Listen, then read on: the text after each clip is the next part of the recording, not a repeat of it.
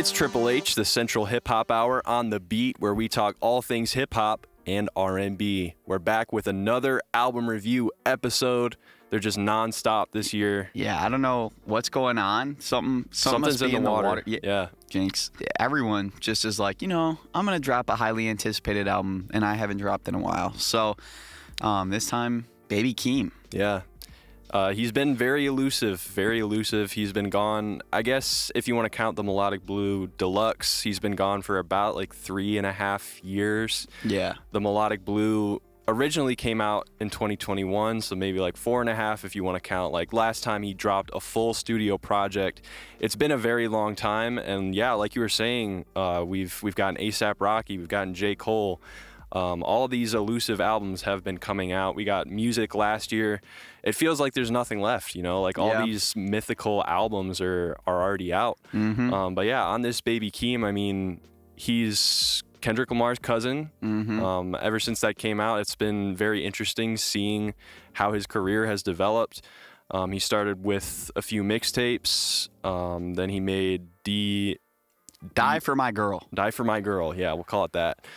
Which I thought was a pretty good project. Yeah, I definitely. It's pretty fun. There's some classics on there. I'd say Stats. Yeah, Stats is probably my favorite song. It has one of the coolest beat switches I've ever heard. Mm-hmm. Yeah. And yeah, Baby Keem, he's a very unique artist, I think, and he really solidified that with the Melodic Blue, which is his. I would call that, I don't know if Die for My Girl is a studio album or a mixtape, whatever it is, but I think the Melodic Blue is really his first album where he was really going out of his way to create that album experience, and I think it really, really worked. It's an album that I still go back to a lot of songs from to this day. Family Ties is honestly an instant classic. Yeah, that's probably, in my opinion, my favorite song of the 2020s. I think it's the best song that's been dropped. At least, I don't know if favorite, but I think it is the best song that's been dropped. Everyone listened to that, whether they liked hip hop or not. I mean, it was just such a good coming out party for Baby Keem. I listened to him before that, obviously, Orange Soda, Honest. I think Do-Rag Activity was before that. He had some great songs drop already, of course. But that was the first time where it was you could play Baby Keem and everyone would be like, oh, I love this song. So, yeah, I think between that and Orange Soda, they're really his biggest songs. And it's crazy. I was looking at his Spotify earlier today and seeing Family Ties up there with over 1 billion streams just compared to everything else is insane. And while I don't think anything is going to reach that level on this album, let's just get into it. It's really exciting. This is probably my most hype album of the year so far, just because I have a soft spot for Baby Keem. I think going back to some of his songs on the Melodic Blue and Die for My Girl, some of the writing isn't the best. It hasn't aged the best. Some of his flows can be a little bit repetitive or weird, but on this album, on Casino, I think we got improvements across the board. Yep, I definitely agree. I think that this was a lot more of a lyrical experience. I feel like Melodic Blue is a very hit-making experience where it was a lot of just oh man, this sounds so cool, but it wasn't as much about him and what he's been through and stuff like this one was, whereas this one was just very, I mean, we'll go into it, but it's just very emotional, very personal. I don't think we've really seen him ever do something like this. Yeah, you get little glimpses of it on the Melodic Blue, on songs like Highway 95, songs where he's I'll tell you the story a few years later, but until now the case is closed. And now we finally have the story. And yeah, I think that he portrayed this whole concept of the casino really, really well.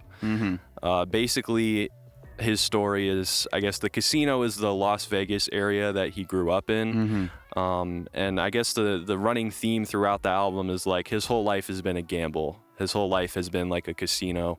He doesn't know what's going to happen to him, what's going to happen to his family, whether he'll eat that day, whether he'll have somewhere to sleep, what his mom is going to do. Unfortunately, she, I guess, had some struggles with addiction, and he mentions that a lot throughout this album. And so, yeah, that's kind of the running theme, the running aesthetic throughout the album, and I think that was very well executed. Yeah, I definitely agree. I think it was just such an emotional and private Like, we'd never seen this side. I mean, he's very like just private, I'd say. I mean, even he talks in his songs like he doesn't do social media because it's too much work. He hadn't posted on anything. Like, I'd constantly been checking, like, oh, has he posted? Has he tagged in anything? But it was never anything. Yeah. He didn't really perform. He didn't do much. So, yeah, and I believe, like, his mother's passed away now. He said that in one of the songs on this album. I think his mom's still around, but his grandma Really? passed away. I just remember in the outro track, No Blame, he said, Grandma told me you died. How am I going to live without you? I could never shame you, Mama. Oh, okay. So I think so. And I just looked it up because I was interested. And on a Reddit post, it looks like someone saying on Mother I by Kendrick, there was also a mention. I see. Of it. Okay. So I think his mom passed away. I'm not going to say that's factual. It could be wrong. Yeah, from that line. Yeah, I could but from that definitely see line, that's what it seems like to me, at least. But yeah, it's just such like I think that everyday life is a gamble type of thing. Yeah. And I think also the focus, he talked so much about struggles with money throughout this. Like, yes. Even talking about how even after he made Melodic Blue, even when he made Die For My Girl and he started getting popular and getting money, like, he was still struggling. He was still, like, he mentions his grandma or aunt or someone was looking at him like or his mom was looking at him like he was the bank. Yeah. Or something That's like that. line, and then his grandma got him in trouble with the bank. Yeah, I really like that. It's very interesting the way he talks about, like, because obviously throughout his life, he was struggling with poverty. And now that's just a huge juxtaposition. Now he's like, he says he had millions of dollars at 19 years old. Like, imagine how that must feel. And he like you said, he talks about it like his mom, I guess, maybe was started asking him for money, and that puts him in a really uncomfortable position. He also mentions how he bought his grandma a house. I remember him mentioning that on the Melodic Blue, but it kind of just felt like a flex thing. But now we have more context to it. His grandma, he kind of talks about her and his aunt as like kind of his closest family throughout his life. And unfortunately, his grandma passed away. He mentions it a couple times in this album. He mentioned it in the album release live stream concert that he did.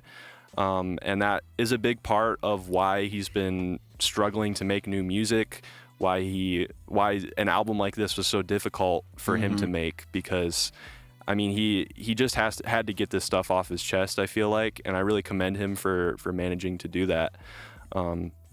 But yeah, it's a really interesting thing, like the way that he transitioned so abruptly from two different stages of life and two different stages of like having money, not having money.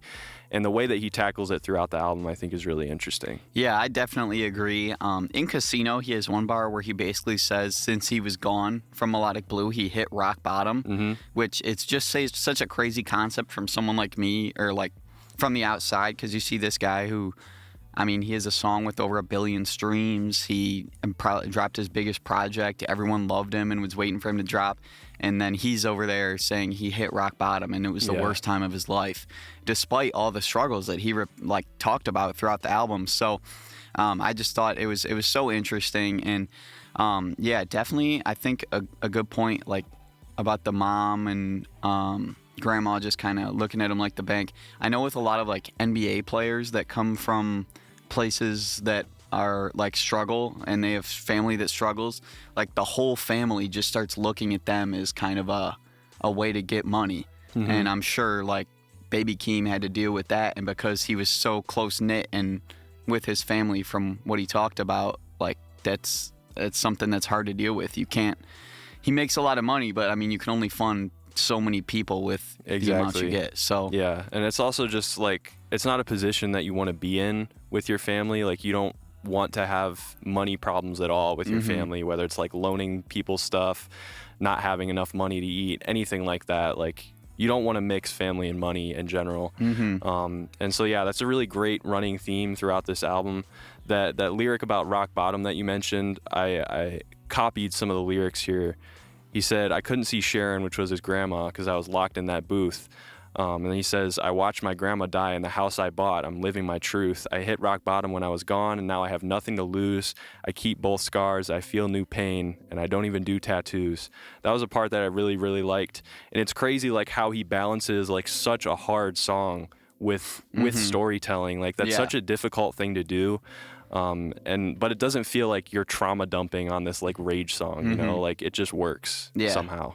Yeah, I feel like he has a talent for that where it's almost like it's like the Outkast talent. You can say what you want, but like he can just put it so flawlessly into a completely different vibe. I mean, like this one was such a good example of him just, talking about all of his struggles, but it was just such like a cool beat, and he's like going crazy with his flow. But yeah, like you said, he's talking about how his grandma passed away and he wasn't even like there because of music. So, and that's such a sad thing to think about. Like, he was doing this stuff for his grandma. Like, he bought her the house. Like, he wants to financially support them, but in doing that, you know, it took him away from his family, and he kind of regrets not spending that time with them.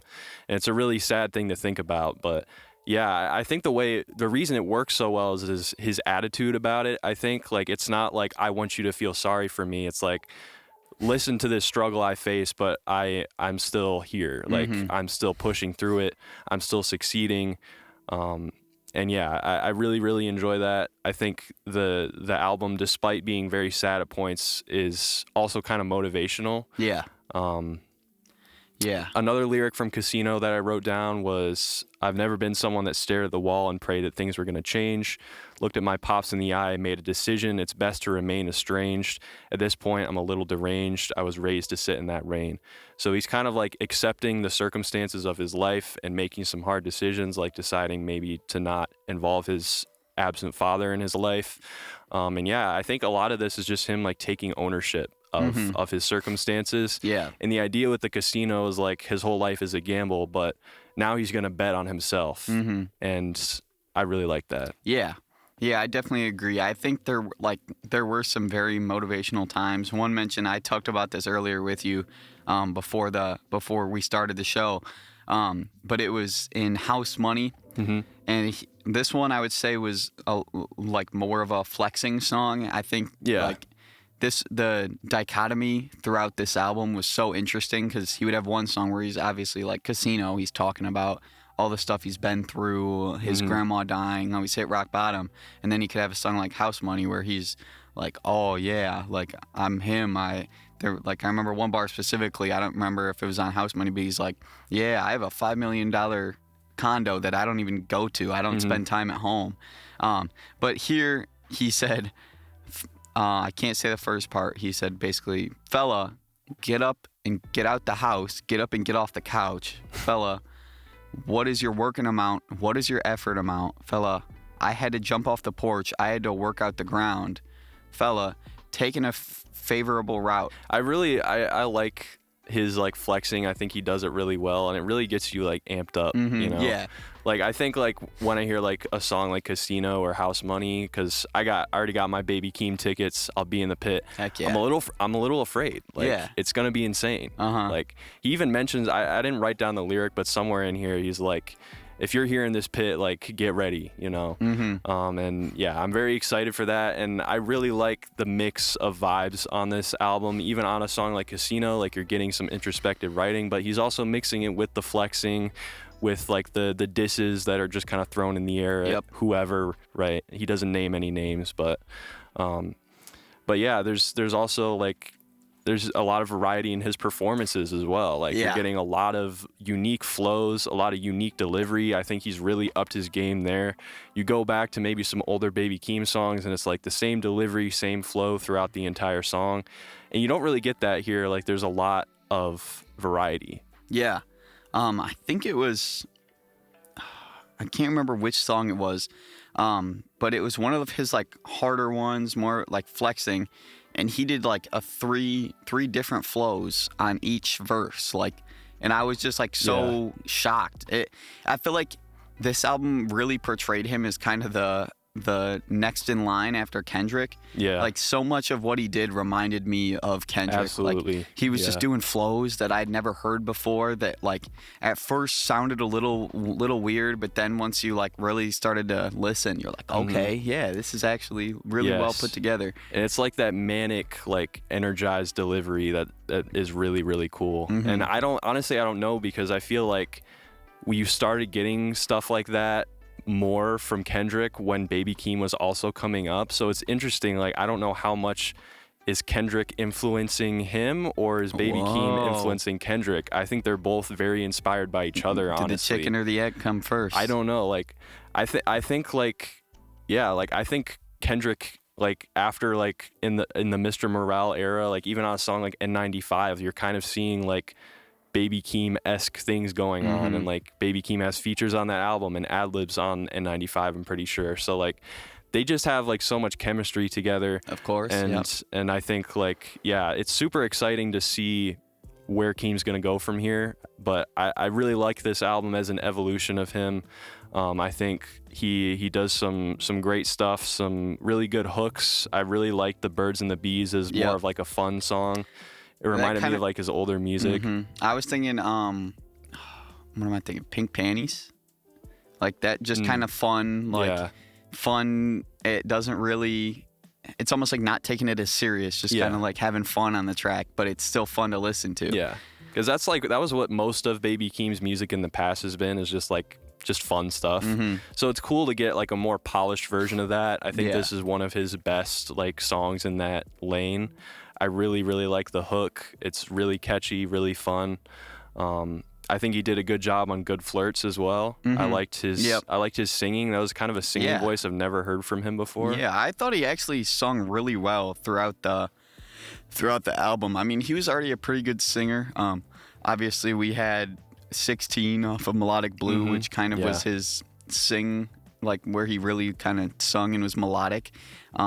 But throughout the song, I was really impressed by the way that he sung. I mean, like, a song like Dramatic Girl was kind of the 16 of this album, where it was that melodic feel. And it's a little bit less sad this time. It's more of, like, a fun, like, happy, breezy song. Yep, and his voice just throughout it was super nice. Yeah. I really like Good Flirts because he has, like, this really, like, sensitive, like, delivery to his voice that you just never heard on a Baby Keem song before. And so it just makes the album experience all the more interesting when you're getting, like, complete changes in how he's delivering his voice, and for the most part, they're all working really, really well. Definitely. Some points I think he could have maybe done a little bit better. I thought Highway 95 Part 2 got a little bit repetitive with the same melody and similar flow throughout the entire song. I think it could have benefited from a switch up at some point. I understand what he was going for, but mixed with the beat that's kind of very minimal and kind of just a loop, I think he could have done a little bit better there. But if we're talking about, like, the highlights, I think possibly his best song, at least best written song ever, is I Am Not a Lyricist off of this album. It's an absolute highlight for me. He's really channeling Kendrick, and also, like, there's been so many Andre 3000 comparisons made to this song, and I definitely see that. This song is super impressive. I agree. I mean, I think this is the song I was thinking of that he switched flows 3 different times. And especially that last verse, I think you see that Andre 3000 where he's just kind of like, I don't know how to, like, put it, but he's just, like, throwing lines at you. You know, there's not really, like, a smooth flow or anything. Exactly. And I also, this was a song I loved his singing bridge on it before that last verse. I thought it sounded super good. And it's just so crazy to hear in a song like this talking about just his childhood and all the drugs that, like, I found needles in my needles sand in pit. the playground sand. In the playground. Such great imagery. You know? And talking about how he moved to Vegas from Long Beach and how much worse it was, and like, how his uncle was bringing home people he shouldn't have brought home, and just so many different interesting things, and it was just a really good song. Yeah. The lines I wrote down were, Mama called me bipolar, Grandma called me boo man, so there's, like, A little bit of a juxtaposition there. Drugs in my baby stroller, needles in the playground sand, my auntie making love to the ice cream man, a child with the wolves every day I am, that slot machine that nobody held, people gamble with their life, scared to bet on themselves. Like, I would have never expected this from Baby Keem. Like, he really, like, you can tell he put a lot into this. Yeah. Another part, I am not a lyricist. I'm just a bastard child here to experiment. I'm not here to play off words, truly here for my voice to be heard. And before I go one day, I put my life on the verge. I think that's an amazing part too. That's kind of the hook of the song. And I think that really sets him apart from someone like Kendrick. Like, he's just putting it all out there. Like, he's not really hitting us with like crazy allegories, or I mean, I guess you have the casino thing, but he's not doing like crazy song concepts that like someone like Kendrick Lamar is gonna do. He's just like being honest. You know, he's just telling his life as it is and telling us how he feels exactly. And I really like that. I think that's very relatable for most people, because like most people, they can't create like symbolism like a Kendrick Lamar can. He's just saying like, I want to express myself, and he struggled with it so much.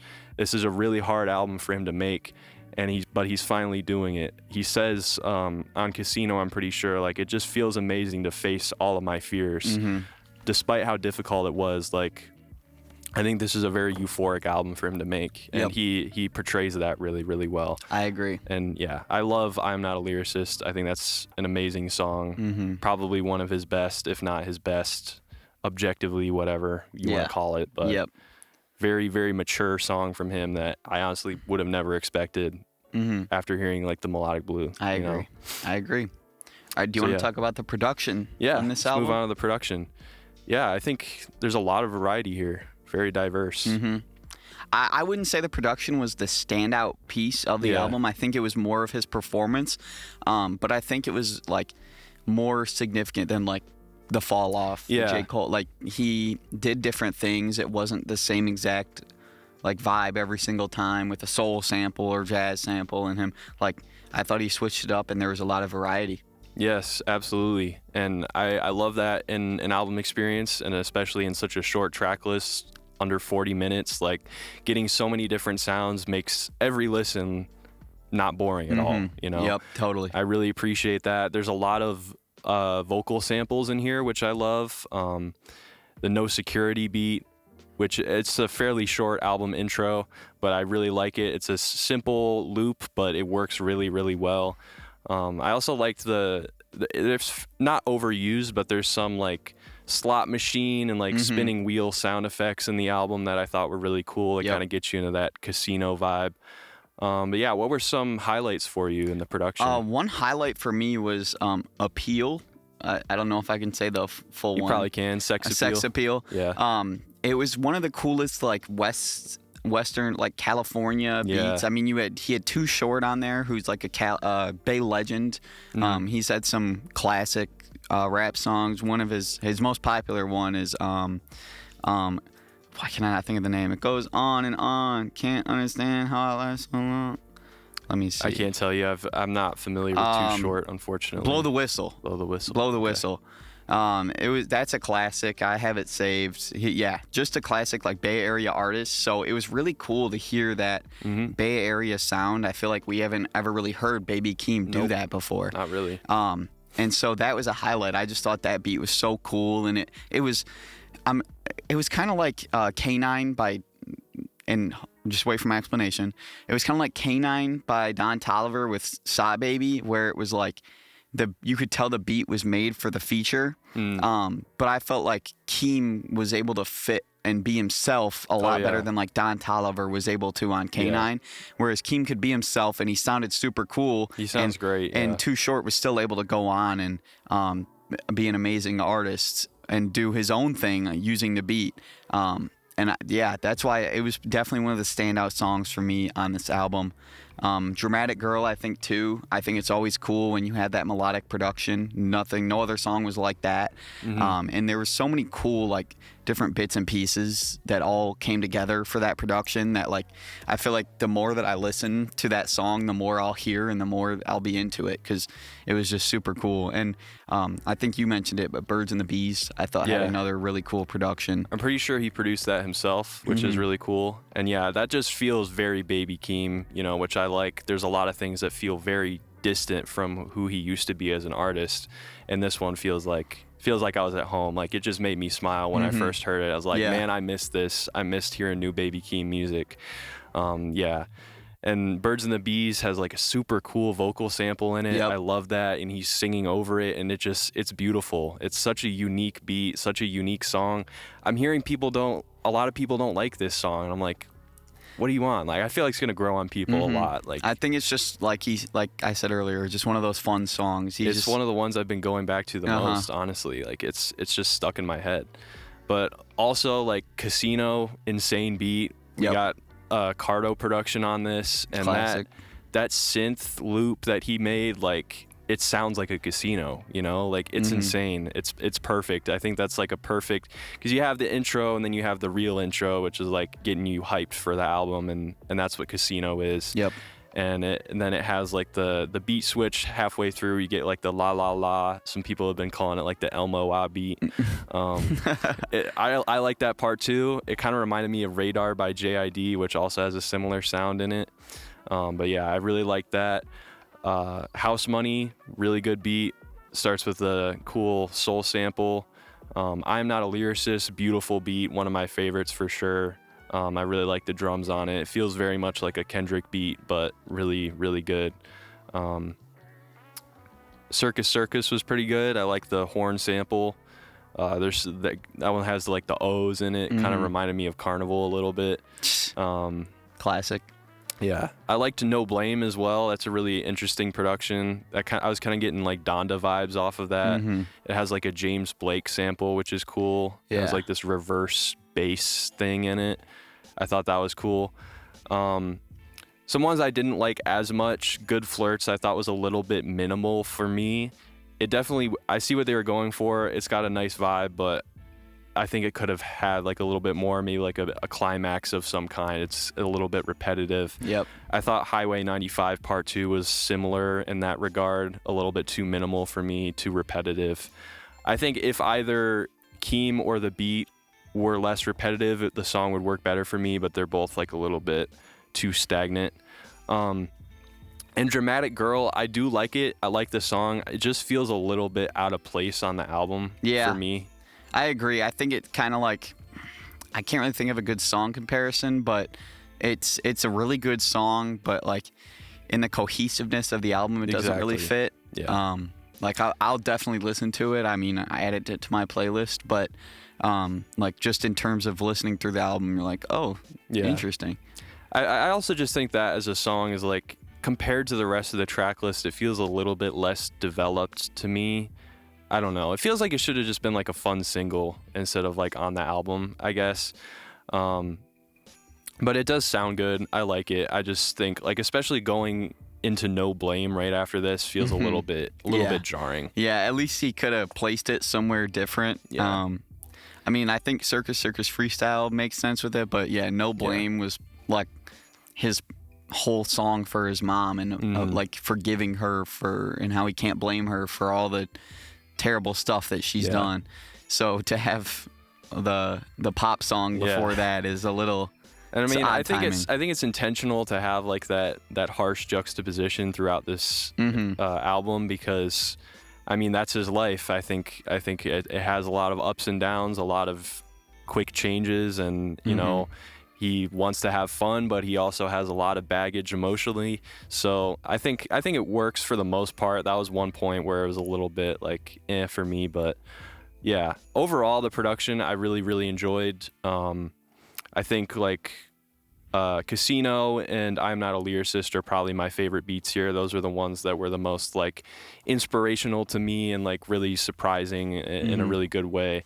But overall the production, while not like revolutionary, I don't think, kept the album really fresh. Yeah. So I agree. I think it was like it was a breath of fresh air after listening to the J. Cole album, because even though it was simple, he did simple right. I feel like J. Cole did simple wrong, but Keem made it interesting still, even without and I'm usually someone like, I love Cardi. Like, music was probably my favorite album of last year, because it's just the production was so cool on it, and that's clearly, like, I feel like a lot of the artists now are more production than like artist performance. Yeah. So I kind of struggle sometimes, like, listening to a J. Cole song, because it's boring to me. But I was never bored at all. Yeah, you can have both. You can have great lyrics and great production, and I think this album definitely has both. But yeah, let's move on to the features. So you want to start with Kendrick? Yeah. They've been calling this feature booty. Yeah, and What do you think? I'm gonna have to agree. Okay. I think that his feature on Good Flirts was interesting. I liked it at the start until he reminded me of negative J. Cole when he started repeating, been missing on your booty, loving on your booty, kissing on your booty, crushing on your booty, twice. Yeah. I think if that was J. Cole who said that, everyone would be like, oh my gosh, what is J. Cole doing? Like, what is he talking about? Because he's Kendrick, he kind of gets a pass. But yeah, I thought I liked this feature until, like, got to that. I was like, all right, come on. And I don't think it's as bad as like a Grippy, No, like, obviously not. I think Kendrick's delivery is much, much better. Like, I think he sells it a little bit. I'm not gonna lie. Like, here's the thing. Like, I think it's funny. Like, it's funny. Like, genuinely, every time he sings that last booty, like, it makes me like burst out laughing. So, like, I don't know. Like, it's definitely not as offensive to me as, like, some people are saying. Like, it's terrible. Like, he ruined the song. I'd still listen to it, but it was I still like the song. Like, I've been listening to it more than I thought. It's grown on me a bit since I first heard it. But yeah, I think he definitely could have done better. Yeah, I agree. And he's just kind of goofing around. And he literally says, Duckworth, I'm street smart, but I'm goofy, So he's just having fun. But yeah, it's not the best feature. I agree. And I think I wasn't a huge fan of his, I don't know, it's not like officially listed as a feature, but on House Money. On House Money. The hook. That one I was kind of more upset at, because I thought it was such a cool Baby Keem performance, and I just didn't really like the flow that Kendrick came in with. I mean, it wasn't really anything I'd heard, but I don't know. I didn't really like it. That's fair. I'm going to have to disagree with you there, honestly. I thought he added to the song. I think he really ramps up the energy, and I really like the I smell something. I thought the layering on that sounded really cool. But honestly, that's what we got from Kendrick on this, and when I heard Kendrick's going to be on this album, I expected more. Especially with the works that they've put together before. I mean, obviously, like Family 3 collabs Ties, on the Melodic Blue. Range Brothers, like, just so many. Like, they both did so good, and I was just let down by Kendrick's performance. It felt like they were like, we're not going to do what they expect us to do again, or like, I don't know. Kendrick doesn't usually like to do the same thing twice, so it might have been him, might have been Keem not wanting it. I don't know, but yeah, it just felt like Kendrick was on Good Flirts for fun. I do think he added to House Money, but overall, it's not the exciting Kendrick performance that I wish was there. Yeah, I think he could have had a great verse on House Money. He could have had a great verse on Circus. He could have had a great verse on Casino, anything like that. And like I was saying earlier, they have so much chemistry, and I don't think they fully capitalized on it here. So it's a little bit disappointing. But hopefully they'll have another more high energy collab in the future. Or even something like Savior off of Mr. Morale, I thought was a great collab between them and more of their lyrical bags.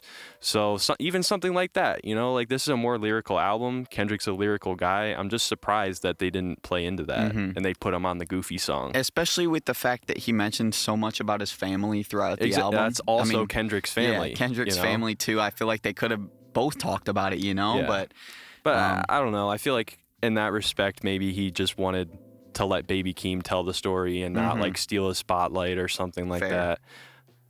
But I don't know. I feel like they could have at least rapped together. Definitely agree. Yep. But also on Good Flirts, we got Momo Boyd. I thought she did a really great job on the chorus. Beautiful voice. I agree. Very, very nice. I always love like a rap song with a kind of female R&B or pop type of chorus. It's a tried and true formula. Yeah, it's always going to be a hit. And I'm not going to sit here and pretend I knew who Momo Boyd was. No. But yeah, I was really impressed, and I thought it was a really good chorus. She did really good. Then Too Short, I thought also did good, fit that song perfectly. Yeah, I talked about it earlier. I loved him on that classic Bay Area beat. It kind of reminds me of like Sauce Walka on Don't Be Dumb's on soundtrack. Still feature of the year. Yeah, you look at it and you're like that's a strange, like it's too short. All right, Sauce Walka, all right. But then you listen to the song and you're like, wow. Like, that was a really good performance, and it fit super well. So, yeah, I would say this was a really good feature. Maybe my favorite. Maybe. Yeah, I think that's fair. Probably my favorite, too. And then we got Shay Ikru. Never heard of this artist before, but I think they're also from the same area. He had a pretty minimal role on Dramatic Girl, but I thought he did a good job. I agree. I think it was just another, like, good sample. I wouldn't say it uplifted the track a ton, but I would just say it fit, and he sounded really good. Yeah. And that's pretty much it. We had the James Blake sample. Also, Denzel Curry apparently has ad-libs on House Money. Yeah. I kept seeing on Genius, like, Kendrick Lamar and Denzel Curry. And I was trying to listen, and I was like, I don't really, but it just feels like we're being baited, bro. Like, imagine those three artists on a song. That would be crazy. We don't get collabs like that really anymore. And I'm like, why? Like, y'all are all in the same studio at some point. Like, that would be super cool. I know. Like, it would have been insane hearing them go bar for bar, hearing them. I don't know. I just want that energy back in hip hop, where artists are on the same song trying to outdo each other. Yeah. Like, I just need that, And just the Kendrick and Denzel collab has been wanted for so long, and I guess this is the closest we're gonna get for now. Hey, maybe we have some future work coming out from Denzel. So I think he already released the track list. I don't think Kendrick's gonna. Never be mind. On it, my bad, guys. I guess it's technically possible, but yeah, maybe it's like a secret, like Sauce Walka on. Yeah, I think our next shot will probably be the next Kendrick album, maybe at a Kendrick Baby Keem, Kendrick Denzel collab. But I'd love to see that. Unfortunately, we didn't get it. But yeah, I thought the features overall were good. Nothing mind blowing. But he announced it, and definitely no Kendrick. Yeah, one day though. Yeah, one day. This is gonna be a really interesting. Track list. It's coming out pretty soon. Yeah, it should be. You might be able to hear some of the songs on the radio coming up after it drops, because we do have access to Denzel. So sweet. Sweet. So you should hear, hopefully, some of these songs. Awesome. Yeah, you want to move on to our skips and keeps from this album? I'd love to. No Security. I'm gonna keep that one. I'm a fan. Yeah, I'd keep it. It's grown on me. I thought it was a little bit boring when I first heard it, but that sample is really beautiful. It's a great album intro, so I'll keep it. Casino, definitely a keep. Yep, I agree. One of the hardest songs I've heard in a long time. Birds and the Bees, keeping that. Yeah, I'm keeping it too. Good Flirts, I don't think I'd skip it. And like I said, I have been revisiting a lot. I think the Kendrick feature is a weak point, but it is really fun to listen to. So, like, I don't know. I don't know. Is it good? Is it not? I can't tell. It's kind of like Little Caesars. It's good unless you have someone in your ear telling you it's not, Dude, that might be the best comparison you've ever made. Thank you. I'm like Socrates, Yeah. We're actually in like a Greek mythological room right now, just having we have someone writing it down on a board. The scribe. Yeah, scribe. I think it's good. I'd keep it. Yeah. House Money, definitely keeping that. Yep, definitely. I thought I kind of wish in the second verse in that song that he kept the energy, like the more frantic flows for that second verse, because I do like the Kendrick hook and it really gets me amped up, but then he kind of goes into a slower flow. It's not bad, but I just think like if he had kept that going, it would have been like 10 out of 10 song. Yeah, I'm Not a Lyricist, definitely keeping that. Yep, absolutely. Beautiful song. Sex Appeal, keeping that. Definitely. Highway 95 Part 2. I'm not seeing myself revisiting this one a lot, but if it came on the album, I'm not skipping it. Yeah, I agree. Circus Circus, keeping that. Yeah, I thought this was a really good one. 5 minutes of him going crazy, rapping. Definitely. Just showing his stuff. Yep. Did you like the caveman stuff at the end? I thought that was fun. Yeah, I thought it was funny. Yeah.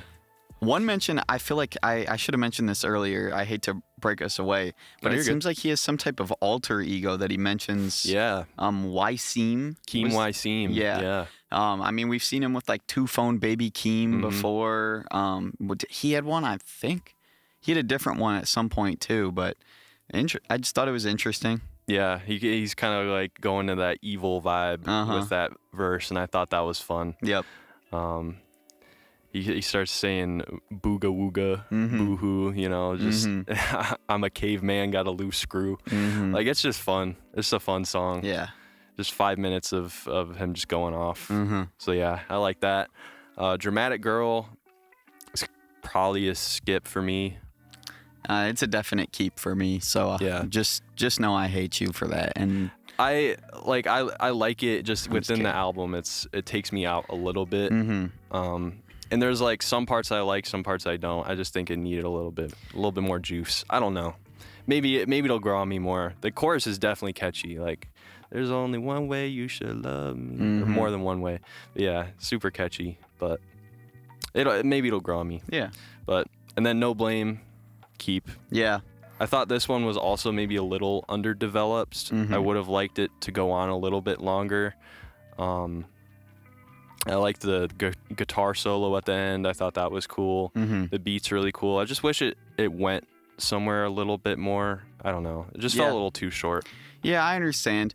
My only thing with like skips and keeps on this album is a lot of the songs that I would keep, I don't know if I would like add them to my playlist. Like, I'm shuffling through my playlist and I'd land on it and listen to it. Yeah. But like, if I listen to it in the album context, I would definitely like listen through it. I wouldn't skip it. Like a song like No Blame, I would have trouble just throwing on by itself just because it's so like emotional and just kind of like that love letter from Keem to his mom, or I don't know if love letter's the right word, but just kind of like that message to his mom. Like, I just would have kind of trouble listening to that by itself, one-off, but like if I was listening to the album, there's no way I would skip that, you know? Yeah, that's fair. I think with songs like that and songs with I Am Not a Lyricist, like, I enjoy them so much sonically that like I can put them in like maybe a sad like a nighttime playlist and they would fit right in there. Yep. So that's like, that's what I mean like when I say I would save them. A Dramatic Girl, I'm probably not going to add to my playlist, but I'm also not going to like skip it in the album experience. Yep. Same with the Highway 95, but even like Good Flirts, which is I think one of the weaker songs, I think I have it in a playlist already because it's a good vibe. Like, I can't get around it. So yeah, this album has grown on me a lot even since the first listen. I've been going back to it a ton. I'm sure Baby Keem is already like my number one artist of 2026 after this. I'm enjoying this album a lot. Yeah. It's a very good album. I think this is, I wouldn't say it's what I expected from him. I feel like that's a hard way to put it, or not a good way to put it, but it's very like, it met the standards. Yeah. You know? I think it lived up to the Melodic Blue. Yeah. And there's a lot writing on it, obviously. Like, if there were more weak songs on this, I think, like, people would be very disappointed. I can't help but say that I'm a tiny bit disappointed because I think, like, while I do enjoy most all of these songs, I think as an album, it should have just been a little bit longer. Yeah, I agree. I definitely agree. And I mean, I feel like it's almost hard to do a deluxe for this because it's like such an emotional album. I feel like just adding other songs to it and making it a deluxe wouldn't really fit. So I don't know, maybe we'll get like a Don't Tap the Glass type of vibe from Keem and we get like a a fun album. Yeah. We'll see. I'm hoping that this opens the door for him now that he has this off his chest to make more music sooner. I definitely agree. I was kind of hoping, like, scouring the lyrics, hoping like, oh, now that I'm back, I'm really back or something like that. But he didn't say exactly that. It does feel like he's really back, though. I mean, he's going on tour. He's obviously more comfortable again in the music industry. So I'm really happy about that. I'm very happy that Baby Keem is back. But yeah, I just want more. That's what it leaves me wanting more, which is usually a good thing. But I just feel like I want more of this story. I could have benefited from that. Like, a lot of people are saying, like, this is going to be his Good Kid, Mad City. And, like, I just don't think he's on that level yet. No. I don't know if he wants to be on that level.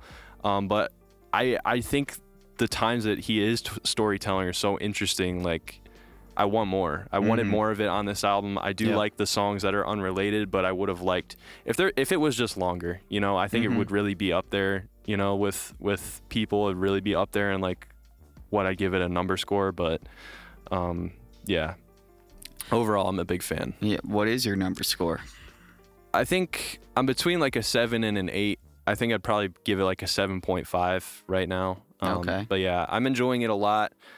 I've revisited it more than any other album this year, so it says something.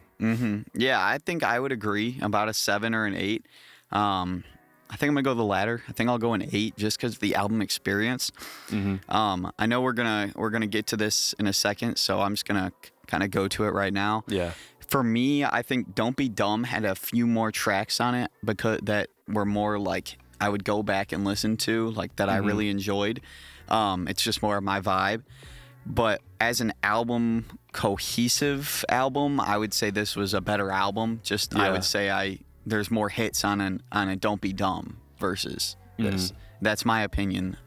I think that that's valid. It's Don't Be Dumb was more hit focused for sure. Yeah. And Casino's more like storytelling focused. And honestly, out of like I'll value both things in an album. Like Astroworld, you're not getting storytelling, but that's one of my favorite albums ever. Yep. I definitely rank it over something like Casino, but I think that Casino is just a little bit better executed for me. I do like the production on Rocky's album, but I think at times it can be a little bit overproduced. Yeah. Like bass just blown way up, stuff like that. Whereas Casino feels a little bit more reserved, a little bit more mature. And it was just more interesting of an album experience for me. So I think I'd rank it above Don't Be Dumb. But Don't Be Dumb would be my second for the albums that have come out this year. Then I'd probably have The Fall Off, and then I'd have Octane under The Fall Off. Yeah. Octane has honestly grown off me since we reviewed it. But I don't know. What do you think? I don't know. I might switch Octane and The Fall Off just because I'm a big Don Toliver fan, so I have a little bit of bias there, and I just wasn't a huge fan of The Fall Off. But yeah, I'd agree. I'd go Casino, Don't Be Dumb, Octane, Fall Off. Cool. Yeah, I think Octane, like, I just haven't found myself going back to it a lot. I think another issue that is with it is compared to the other artists that dropped, I mean, Don Toliver isn't on their level. Yeah, I agree. So it's hard for him to drop an album at the same time and have it kind of still have listeners when, I mean, Baby Keem, J. Cole, and A$AP Rocky, and like Brent Faiyaz all just dropped albums who are all better artists objectively than him. Yeah. I just think Octane overall is one of the more forgettable albums in his catalog. I think it is the most forgettable album in his catalog. I gave it a 6 when we reviewed it. It's probably down to a 5 now just because I'm just kind of indifferent about it. I don't know. But yeah, that's Casino. Next up, I guess we have today a few albums came out. In hip-hop, it's Concrete Boys, It's Us Volume 2. Have you listened to it yet? I have not. Me neither. I was pretty tired last night. I hit the hay early, so no time for Lil Yachty. Yeah, but I'll give it a listen. I was a fan of It's Us Volume 1. I thought it was a really cool album. I mean, I feel like it's kind of hard for those group projects sometimes for them to make it, but they all had good chemistry. They sounded good. I know it's a pretty different group now. I can't remember her name. Caribou was kind of like the female rapper on the last one, but she and Lil Yachty had some beef, some problems. So She's no longer in the group, but we still have like Draft Day, DC2 Trill, Camo. So there's still, I think it'll still be a good track. I'll definitely have to, and I'm a big Lil Yachty fan, especially with his production. I think he's really grown with the times. I feel like no one kind of shifted from 2016 to now like he did. No one kind of grew. It felt like every single, I don't know, maybe he's a trend hopper, but it's possible. Every single time that something got big, like he was in there somehow, like making it still. I feel like it's just really diverse what he's done, from like Broccoli to Let's Start Here, and I think he's definitely gotten better since the old days. I can't say I've ever been a big Lil Yachty fan, but like I was saying earlier, I want more rappers, competing on a track, I guess, like trying to have the best verse. So maybe that's what this will be. I don't know. Yep, definitely. I haven't checked it out yet. We also got a new Gorillaz album today. I haven't listened to that yet, but I used to be into them quite a bit, and there's a lot of hip-hop features on it, so worth a mention. I don't know. Are you a Gorillaz fan at all? Not really. No, I won't lie. Yeah, Plastic Beach, they're self-titled. Big fans of those albums. I haven't listened to a lot of their new music, though, so I'll probably tap into that. There's a new Bruno Mars album today. Cool. Yeah, cool. I feel like I already know what it's going to sound like, no offense, but that's what I don't really look at a Bruno Mars and expect him to be different. I mean, he's a pop. I mean, Silk Sonic, though. Yeah. Silk Sonic. Yeah. That was something special. That was Anderson .Paak, too. Yeah, so. True. But yeah, and then after that, we got that new Denzel Curry album coming out next week, which is pretty cool. That's another collab album. They have the Scythe, which is their new group, so that's kind of cool. Yeah, this should be pretty cool. ASAP Ferg, is on it a few times. Yeah. I really like the female rappers he's gotten kind of in his group. BK the Rule is a really cool artist. She makes kind of music like no one else. Very floaty, like vibey music, and she can also go really hard. One song that we have on the station that I added recently is Still in the Paint. Oh my gosh. Yeah. What an amazing song. An amazing song. It has Denzel, Laser Dim 700, and BK the Ruler. Yeah. And BK is so tough on it. So. And I love that song because it's like just a tribute to Hard in the Paint by Waka Flocka, and like, I don't know, it might be better than the original. That's hard to say. At least it stands up, especially Denzel's verse. Oh, yeah. I would love to see that live. Like, I've seen clips of him performing that, and it looks so explosive. I feel like it's like Stick. That's the, like, I feel like Stick was pretty crazy live. Everyone's just jumping. Like, that's just one of those songs that you just have to like mosh to, because I mean, that's probably one of the hardest beats like ever. The Hard in the Paint, like, from the beginning was so tough, and so to make a song with that beat and get 3 hype rappers onto it, I really cool. So, and they have a song, Lit Effect, BK the Ruler and Laser Dim and Denzel. Yeah, so, I listened to that one. It already dropped? Yeah, there's a couple singles that have come out. I haven't listened to the Scythe, but Lit Effect, I honestly wasn't a big fan of that one. But I don't know. We'll have to see how the rest of the album is. I'm definitely still interested to listen to it. We got a Rich the Kid feature on here. We got a Smino feature. That's interesting. I like Smino. We got a Juicy J. We have a Smino feature on the radio now too. Oh, sweet. Yeah. Potluck with Mavi and Smino. Cool. Sweet. So, awesome. Yeah. We'll definitely stay tuned for songs like that here on 101.1. Keep listening. We throw things. We're just trying to put you on here at 101.1. Elite ball knowledge, as the kids say. Yeah. Are there anything you've been listening to recently you want to shout out? Yeah, definitely. I don't know. Maybe this might be just like a phase I'm going through, like I always do. But I've been listening to Yeet a lot. Classic. There's just so many good Yeet songs, man. Did you hear that new SD Kid song he made? I threw it on for a second as I was getting ready this morning, but I didn't like listen to the full thing, and it's not very good. Yeah, it didn't sound very good. That's okay though. I'm not an SD Kid fan. You know, Yeet's just trying things. Yeah, he just makes songs for fun. Yeah, I don't like keep Yeet to the same standards as I do a lot of other artists. Yeah.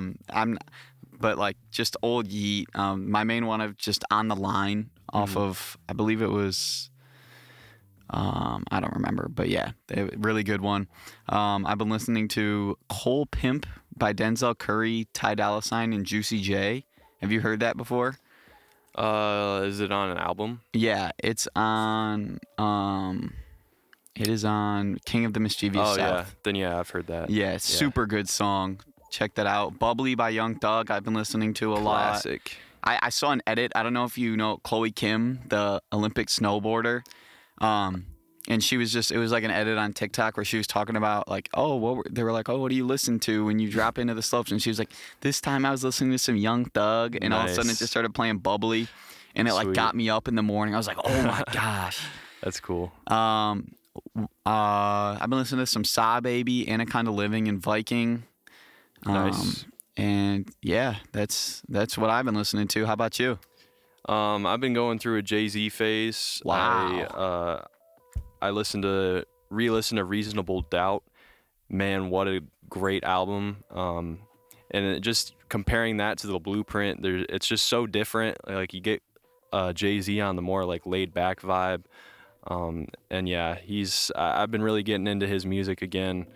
And he also dropped a new version, or I guess an old version that hasn't been on streaming before, of Dead Presidents, which is an amazing song, amazing beat. Yeah, I've really been into him. Besides that, listening to some McKinley Dixon. Run, Run, Run is a song I've been going back to a little bit. Let's see, Ski by Future. Wasn't big on Mixtape Pluto, but that's definitely one of the better songs. The Recipe by Kendrick, one of the bonus tracks on Good Kid, Mad City with Dr. Dre. I've never listened to it a lot, but man, what an amazing beat. It's infectious. I love it. I'll have to give it a listen. Love it. Yeah, besides that, not a whole lot else, but maybe a little Schoolboy Q. Heck yeah. Yeah. Heck yeah. All right, well, that was Triple H for today. I hope you guys enjoyed, and if you haven't already, go check out that Baby Keem Casino. Yeah, let us know what you thought about it. What were your favorite songs? Did we overrate it, underrate it? Were you a fan of Good Flirts? It's the most controversial take. Yeah, so go let us know. Yeah, but yeah, this has been Triple H. I'm Gabe Schall. I'm Nate Havrilla. And we'll see you next week.